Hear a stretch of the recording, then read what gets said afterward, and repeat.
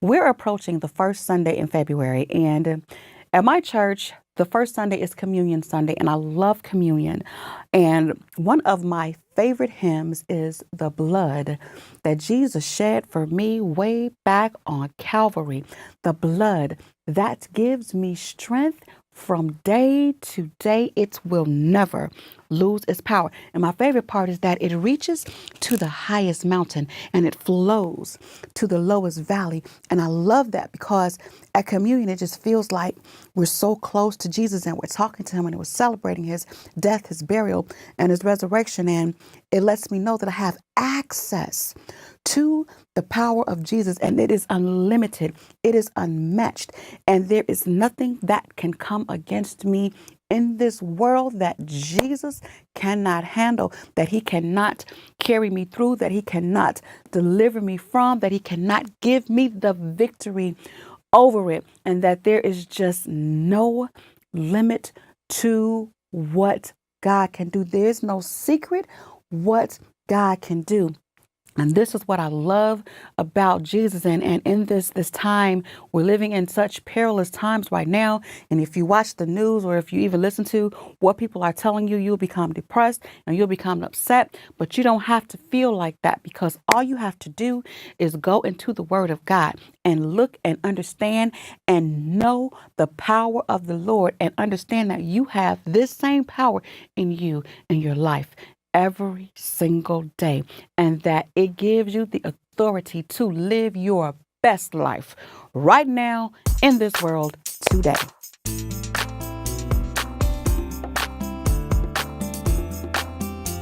This week's subject is far reaching authority, and we can find this text in the book of Matthew in the 8th chapter. And we see here that this is Jesus and he's in Capernaum, and the city of Capernaum had become somewhat of a hub or a sanctuary for Jesus, because he was welcome there and he was able to minister freely there. So we see that this is where he was, and a centurion soldier came to him.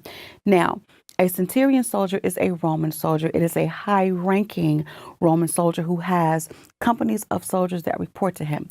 This is significant because we do know that the world was still under the rule of the Roman Empire at this time. So this was a powerful man. But this great and powerful Roman soldier had to come to Jesus. And what that tells me is that Jesus was even more powerful than the Roman Empire. So Jesus is more powerful than any world power, anything. We can still go to Jesus for deliverance. So this centurion came to Jesus. Another thing to note is that if this was a centurion soldier, then he was Roman. And if he was Roman, he was a Gentile. And we know that Jesus was Jewish. And not only was he Jewish, he followed all of the Jewish rules and customs, and he did everything that he was supposed to do. At no point did he do anything against his Jewish culture. So he was there and he was preaching, and this Gentile came to Jesus who was Jewish. And that is significant to me because I'm a Gentile as well. And what that lets me know is that I have access to Jesus and his power and his miracles, his healing power, his delivering power, his saving power. It is not restricted to any people. Jesus came for everybody. So we see this centurion came in and he was telling Jesus that he had a servant who was sick. And this centurion soldier wanted healing for his servant. Now get this. He said, now again, we got this high ranking soldier, and he told Jesus, he said, I got the servant that's sick, but I don't want you to come to my house. I'm not worthy for you to come to my house. But I just want you, I believe in you so much that I believe that you can touch and heal and deliver from right where you are.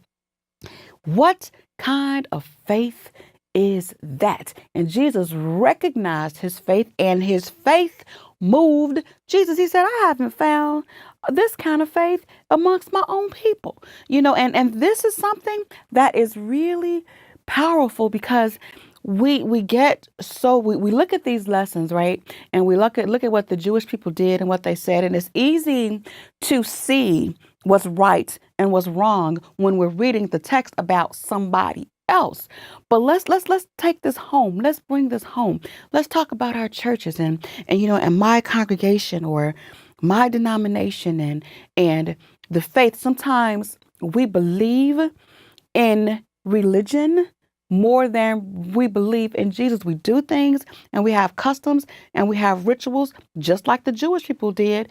And we allow those things to make us not really realize how powerful Jesus is. Again, church should not be an exclusive little club of people who all act alike, who all do the same thing, who all wear the same thing. That's not what church is all about, because Jesus came for everybody. He didn't come for any specific race.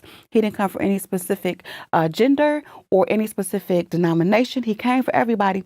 And so our focus should be getting everybody to know who Jesus is, getting everybody that we come in contact with saved. So when Jesus said this, he said, I haven't seen this kind of faith even in the church. This man, he comes from a heathen. The Roman people, they worshiped idol gods. So I have this heathen that got more faith than the church people. And that really struck me, because especially since I've been doing these videos, these Sunday school lessons, there are a lot of church people that are watching, but there's also a lot of people who don't really go to church. They backslid. I had one lady come to me and she said that her life, she was not living right, and she felt that maybe she wasn't worthy of God's blessings anymore because of the way she was living her life.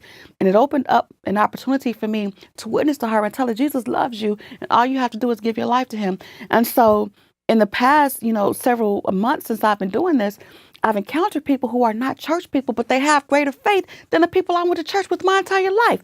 And it's just amazing to see that when you teach or preach Christ to somebody who doesn't understand, and they're just hungry and thirsty for the word of God, and they just grasp hold of faith and they believe, and then Jesus moves for them and delivers them, just like this centurion, this soldier. And it says this, our text says that same hour, the servant was healed. This man's faith, his belief in Jesus got his servant healed. That's what you want. You want to believe. Our subject says far reaching authority. Open up your mind. Stop trying to limit Jesus to your church. Stop trying to limit Jesus to your pastor, your bishop, to yourself, and allow Jesus to be who he is, because he is everything for everybody, far reaching. And that's what we want to do. Even the Great Commission, that's what I have on the website, on the YouTube channel as the very beginning, the Great Commission, go ye therefore and teach everybody, not just people that look like you, that dress like you, that act like you, people that you like.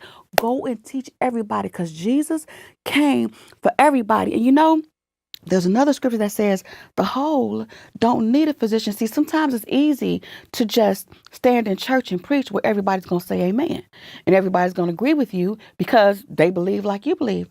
But go out there to somebody who doesn't know. Like Jesus and this centurion. Jesus was so powerful until his life, the things that he said and the things that he did attracted the Gentiles to him and make them want to know, who is this Jesus? Where did this man come from? And more importantly, I want what he got. Whatever Jesus is trying to give me, I want it. And if we are effective Christians, that is the impact that we will have. You can walk into your job, you can walk into the store, you can walk anywhere, and there can be people there who are not believers. There should be something about you where people come up to you and say, what is it about you? Whatever you got, I want it. And that is how we represent Jesus' far-reaching authority. When Jesus was here, he did his part. He reached out, and we have that same responsibility. Jesus left and he gave us the authority. He gave us the same authority that he had. So we are ambassadors for Christ, living on this earth, because this earth is not my home. I'm just passing by. I'm here. And while I'm here, while I'm passing through this foreign land. I need to get as many people as I can to join me on my journey to heaven because I want to meet the Lord and I want as many people as I can possibly touch to see Jesus with me because the power of Jesus, again, I'm going to say this again, has no limit. It reaches to the highest mountain. It reaches to the lowest valley. There is no place too far for the Lord. The blood of Jesus flows to the corners of the earth. And that gives us power, even for me to have this global format to deliver the word of God. I am so grateful for this. And I am so committed to making sure that I do my part to contribute to Jesus's far reaching authority.